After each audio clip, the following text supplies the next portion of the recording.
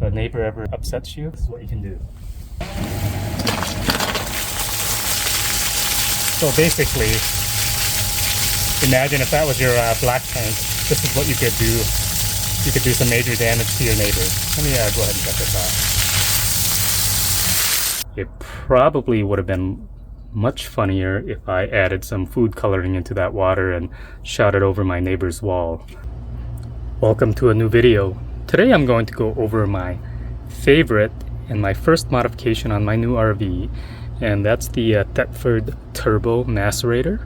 And if you're doing research on the Macerator, I think I'll show you some tricks that will help you out if you decide to get one, as well as if you have one already, I'll show you this how to put this little sleeve in. This sleeve is very important to protect that hose from getting those pinhole leaks that the Thetford Macerator hose is known to get.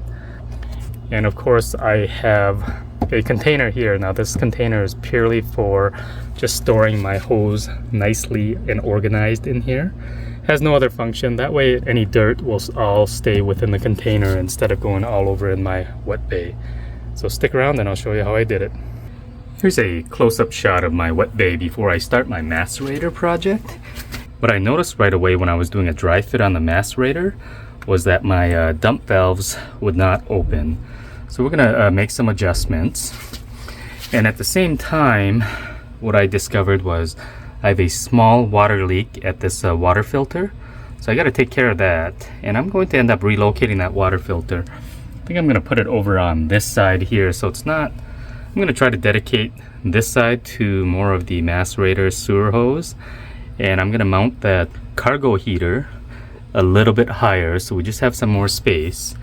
And then lastly, what I want to do is, this is that reflective foil insulation. Not much to this stuff. Unfortunately, I had a bad accident here. While I was removing that test fit macerator, I accidentally emptied this or pulled on this gray handle, and I didn't have this cover on. And this area here got flooded with just gray water. But that made me realize right away that this whole wet bay compartment is not set up really well for any kind of spillage at all. And same as that water filter right there, that was dripping and had a big puddle of water in the back. I think I'm going to put a new rubber liner on the inside here just to keep track of any dust, dirt, and if there's any kind of a spillage, it can just be cleaned up instead of soaking through this insulation material. Let me remove the heater and this water filter, and we'll get started on this mat that I plan on putting in here. Here we go. I got the wet bay cleaned up a little bit. You will see I removed the heater, the water filter. You can see some construction debris left behind. I also loosened up this whole compartment here. And if you look behind here, you'll see all that construction debris there. Let me clean that up with a vacuum, and I think I can start measuring and getting ready for that bottom piece. Alright, I gotta cut out the hole for the old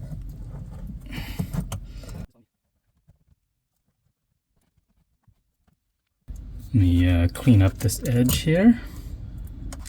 I gotta put the old sewer outlet back in.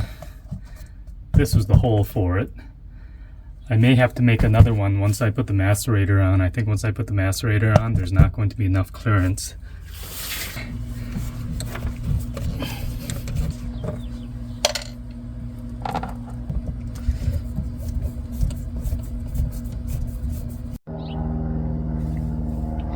Yeah, all I'm doing is cutting a hole for a new access.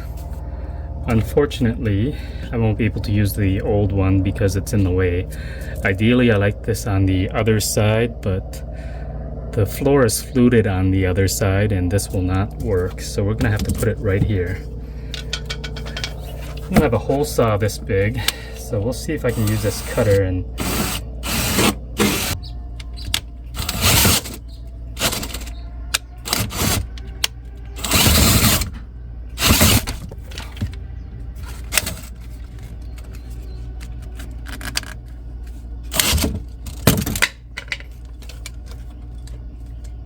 there we go. Don't try that at home. That was not the right tool for the application. Ideally, I should have had a 5.5-inch hole saw. That one is made more for drywall. But it did get this hole perfectly round. And that will fit in there actually perfectly the first time. That's nice. Alright, finally we got this hatch installed. All the screws in. Now we're getting ready for the macerator here. One thing you'll notice here is that on the macerator I installed one of these clear adapters. Originally this macerator, normally this macerator wouldn't need this adapter and it would go directly onto this bayonet coupling. But the problem I had was that this gray valve would not open.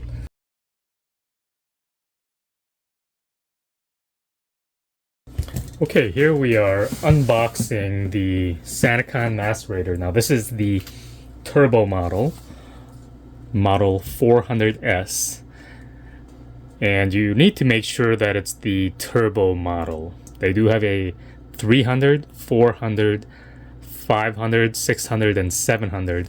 Unlike many models, as you go higher in sequence, it means it's a better model. This is not the case. The model number is actually for the type of application you're going to install it in. It's more important that you want to make sure you get this turbo model. So let's see what we have going on here. Right away, smells like a new car. That's interesting. That is not going to last long. But you see this hose here. It's almost like a traditional stinky slinky, but you can see that it expands. And something very important about this model is, even though it expands, in between the actual slinky portion, it's a rubber hose. So if you get a rock or something trapped in between, it's pretty easy to poke a hole through there. So what we're going to do right away before we install the Sanicon is we're going to install this hose sleeve. And this is the kind that expands. I'll put all the links to what I'm going to use in the video description, but if you get any kind of Sanicon hose, but there are other types of macerators that have a stiff hose, but this is the kind that flexes. So with that, the only issue there is in between the slinky, it can get fragile. So very important to put one of these sleeve protectors on. Otherwise, you may get a pin-sized hole, and I don't think you'll like the results when that happens. Let's go ahead and look at the rest. So this hose, you can see it has this fitting at the very end. This is the main pump and motor, and this 400S, if you look at it, it has this bayonet fitting already. So all you do is twist it onto your sewer outlet and put a little support bracket on it, and it's good to go. The other models are for a different installation method, and only other thing there is on here is this giant switch, and looks like just a hose clamp. And this is the piece here. This is the support bracket. What I'm going to do now is basically I'm going to feed this hose through this sleeve. It's going to be tedious. This sleeve is pretty tight on there, so I won't show you all of that in the camera, but it does take some finessing this piece through there.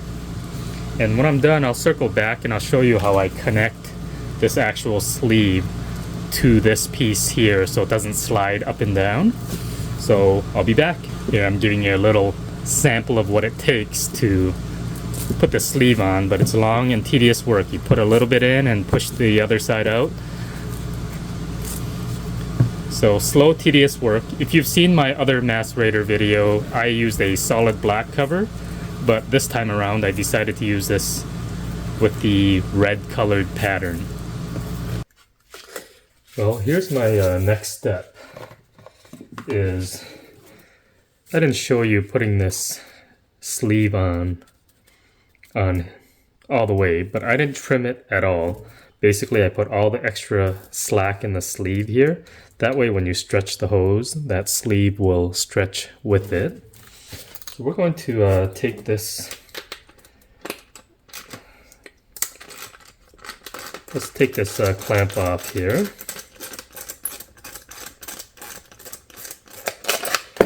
The clamp off, and what we're going to do is we're going to have to remove this. I'm going to put this, this is basically shrink tubing. And that's what we're going to use to attach the sleeve to this piece. I'm going to get it flush with this. I'm going to go ahead and put this back in here.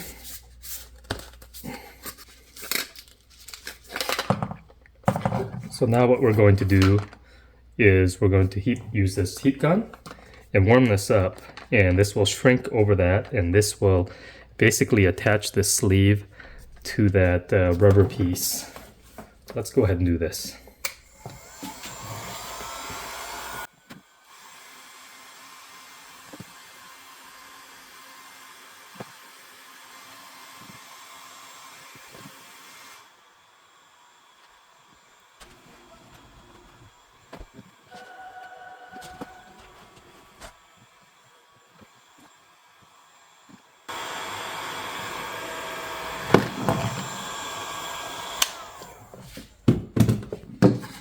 Okay, so we got this piece on there. Like I mentioned, this is just a shrink wrap. It does have glue inside, so when you heat it up, that glue will melt. So if you see the outline, that glue physically attached to this sleeve as well as shrunk around this rubber coupling here. And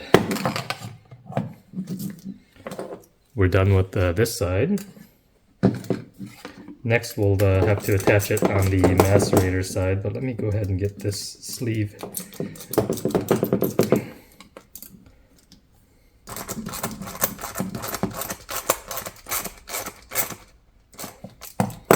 There we go. So this side's all set. We'll attach the other side now. Here's the other side, and we want to make sure we get the sleeve. We want to make sure we get the sleeve over on this side, so when this crimps on, when this goes on, we want half of it on here and half of it on here. Hopefully I explained that right.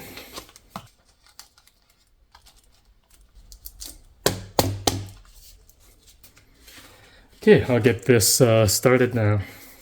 You don't want to shrink it too much because it can tighten this too much. Ideally, this would be better if you put it on the macerator first, but I'll give this a shot.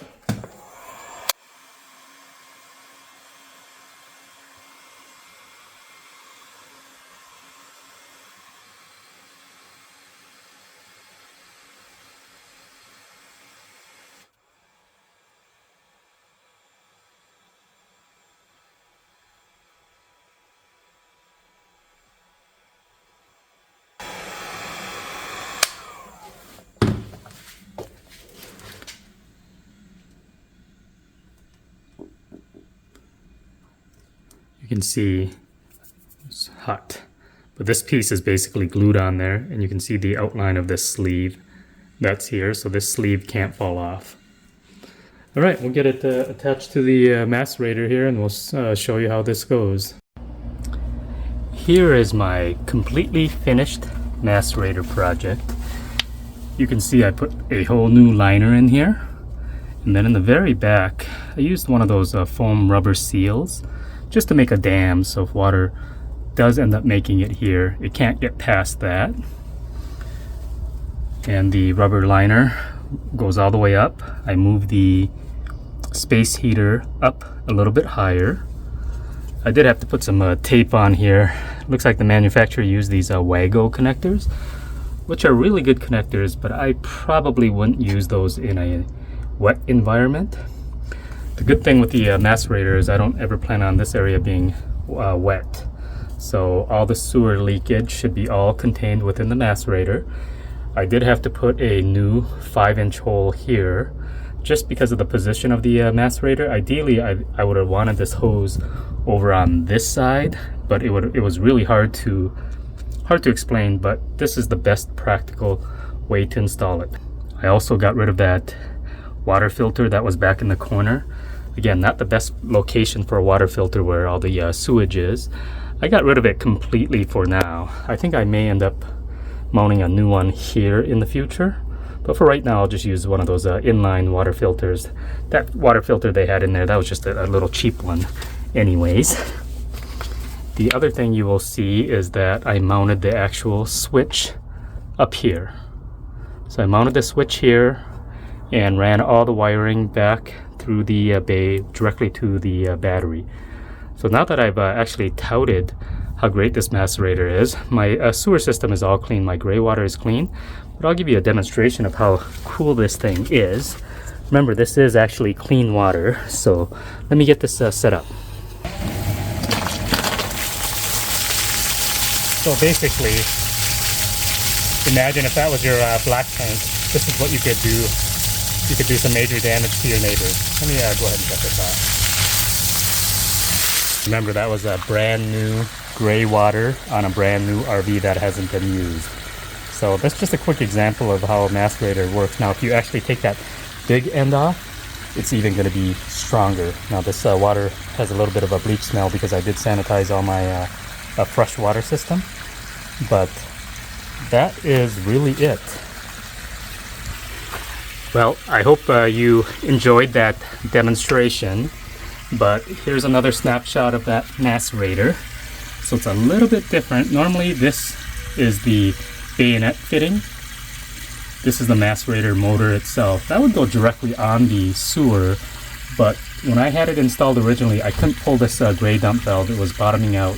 So I installed one of these 5-inch clear extensions and also fabricated with the hanger bracket that it comes with. Instead of hanging, usually it would hang from the top in support, I actually made a support bracket from down below. So that's what is holding it up, because it's so far away from the actual bayonet fitting. You do want to, this motor is pretty heavy, so you want to get this supported. So this is supported from down below. And that's a quick shot of the Sanicon 400 Turbo. I hope you like that little demonstration. It probably would have been much funnier if I added some food coloring into that water and shot it over my neighbor's wall. But that's in a nutshell my installation. I highly recommend this. You know, I've been running a macerator for a good 12-13 years, and I don't think I'd dump it in any other way. So just like any mechanical device, things can go wrong, but this is really easy. This one, all I have to do is unbolt it from the top here, and the whole bayonet fitting, the macerator itself, just spins off, and I have an emergency dump there. I've never had to use it in all those years, so this is the way to go. So if you enjoyed this, click that thumbs up button, and we'll see you on the next video.